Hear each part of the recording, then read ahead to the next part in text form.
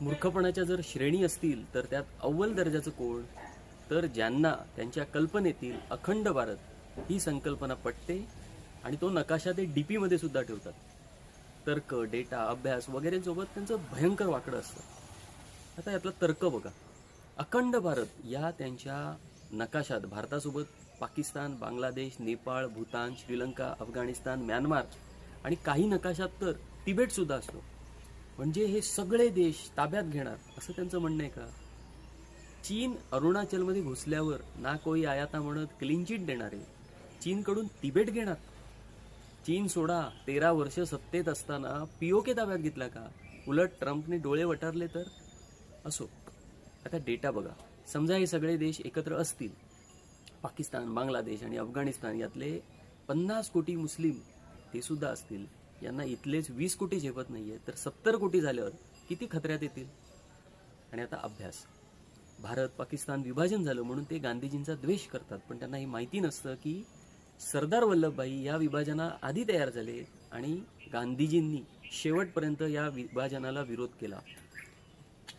तर primary source म्हणजे प्राथमिक माहिती, मूळ प्रत, हस्तलिखित वगैरे.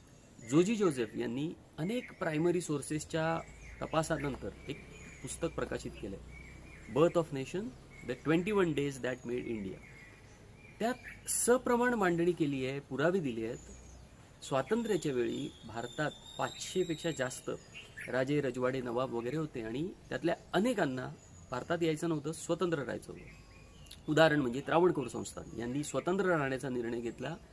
जुलै 1947 मध्ये त्यांची घटना बनवली आणि काही देशात त्यांचे राजदूत सुद्धा नेमले. त्यांच्या या निर्णयाला समर्थन कोणाचं होतं? हिंदू महासभेचं. म्हणजे यांचे वैचारिक पूर्वज हिंदू महासभेला काही देणगी सुद्धा हवी होती, त्यासाठी त्यांचे प्रयत्न सुरू होते. शिवाय त्रावणकोर संस्थानाला त्यांच्या निर्णयानंतर समर्थनार्थ किंवा अभिनंदनास्तव पत्र दोघांनी लिहिलं, जिन्ना आणि सावरकर.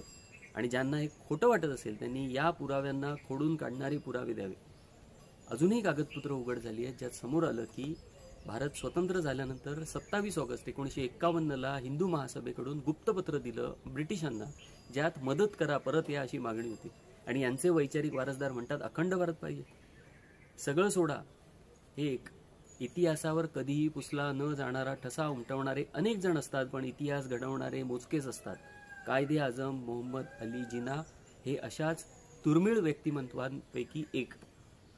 हे कराचीला भेट देऊन जिन्नाच्या समर्थनार्थ लिहिणाऱ्या अडवाणींना यांनी भारतरत्न पदवी दिली आणि म्हणतात अखंड भारत पाहिजे. किती IQ असेल यांचा? विचार करा.